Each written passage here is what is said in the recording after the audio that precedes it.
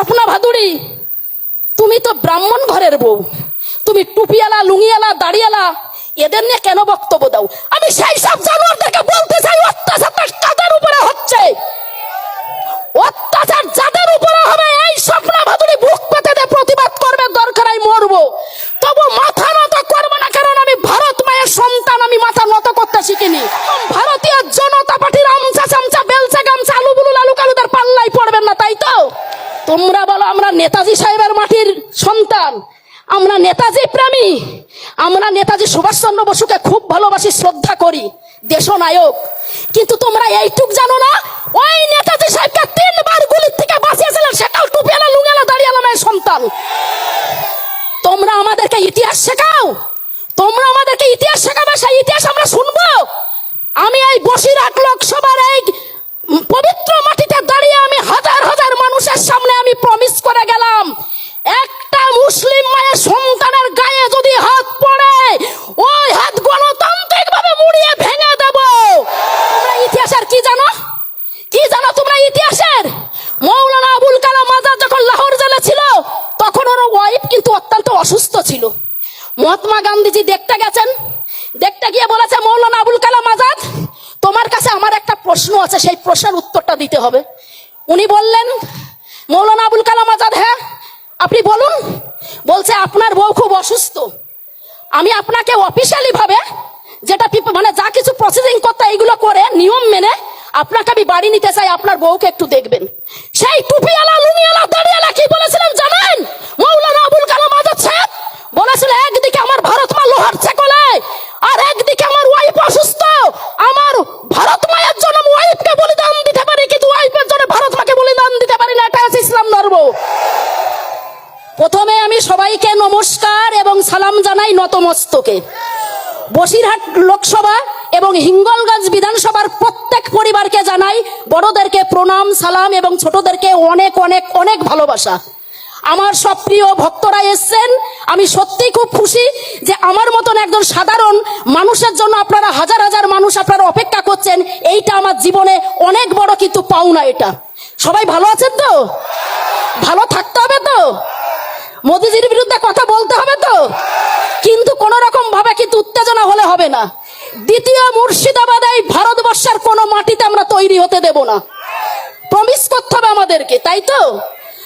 তারপর আমি আর একটা কথা বলতে চাই, এই মঞ্চে উপস্থিত রয়েছেন যেসব মৌলানা সাহেবরা রয়েছেন, প্রত্যেকে সম্মানীয় আমার গুরুজনেরা রয়েছেন, আমার ভাইয়েরা রয়েছেন, তাদেরকে অনেক অনেক ধন্যবাদ জানাই এত সুন্দর একটা প্রিপারেশন নেওয়ার জন্য।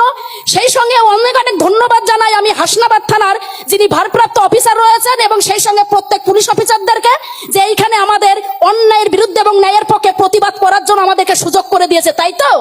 হাসনাবাদ থানার জন্য, ভারপ্রাপ্ত অফিসারের জন্য একটা জোরদার হাততালি হোক। কারণ আমাদের প্রোটেক্ট করে, আমাদের সমাজকে শান্তিপ্রিয় রাখে কিন্তু আমাদের পুলিশ প্রশাসন। সেই পুলিশ প্রশাসনকে প্রত্যেকটা টাইমে কিন্তু আমাদেরকে মনে রাখতে হবে, ওনাদেরকে কিন্তু রেসপেক্ট দিয়ে ওনাদেরকে রেসপেক্টের সহিত কথা বলতে হবে।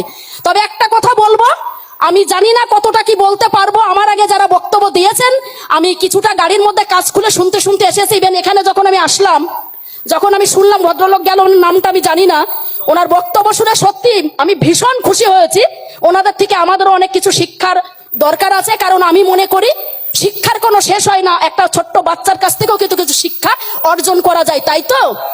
তো যাই হোক, এবার আমি মোদি চাচা, অমিত চাচা, আমাদের আছে অমিত চাচা, আমাদের হচ্ছে যোগী চাচা, এনাদের নিয়ে একটু কথা বলি, তাই তো? এত সুন্দর একটা মঞ্চ পেয়েছি, এই সুযোগ একদম হাতছাড়া করব না। তারপর আপনাদের ঈদ কেমন গেছে বলুন? ভালো গেছে? আমি ঈদে গতবার এসছিলাম জগৎবল্লভপুর, আমার সঙ্গে সেই ভাই এসছে, মিলন ভাই, ওটো মিলন মন্ডল, ও একজন ইসলাম ধর্মের ছেলে, খুবই ভালো ছেলে, একজন স্কুল মাস্টার। এই ভাইয়ের বাড়িতে আমি এসছিলাম, আর এইবার গেছিলাম আমি হুগলি জেলাতে। তো যাই হোক, আর বেশি কথা বলে নষ্ট করব না, কারণ আপনাদের প্রত্যেকের টাইমের অত্যন্ত মূল্য আছে। আমি একটু দেরি করে এসেছি, তার জন্য সকলের কাছে আমি ক্ষমা প্রাপ্ত, আমাকে ক্ষমা করবেন। ঘরের মেয়ে, ঘরের বোন, ঘরের দিদির মতন মনে করে আমাকে ক্ষমা করে দেবেন। এইবার আসি 2014 থেকে একটুখানি পুজো পাঠ করি, তাই তো? দেখুন, আমি একটা কথা বলি, প্রথম কথা আছে, এই যে ওয়াকফ বোর্ডের যে ওনারা কালো আইনটা পাশ করেছে রাতারাত, ঠিক আছে, অনেক রকম কিন্তু এর মধ্যে মাস্টার মাইন্ড আছে।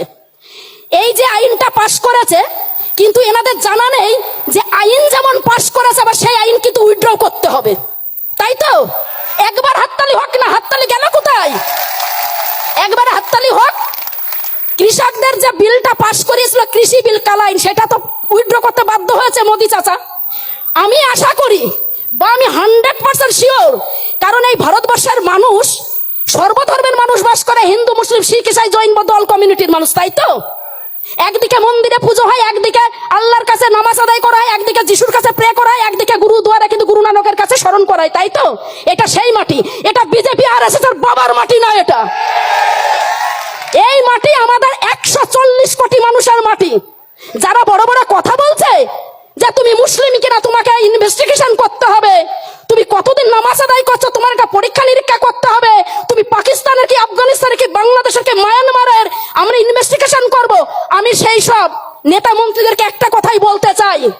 এই কথা বলার আগে একটাই কথা মনে রাখবেন, এই মাটি কিন্তু স্বাধীনতার পেছনে হিন্দু মুসলিমের অবদান বলিদান, রক্ত ঝরিয়ে এই মাটি কিন্তু স্বাধীন করেছে। সেখানে আর এস এস 14 গোষ্ঠীর একজনও কিন্তু রক্ত দিন এই মাটিতে।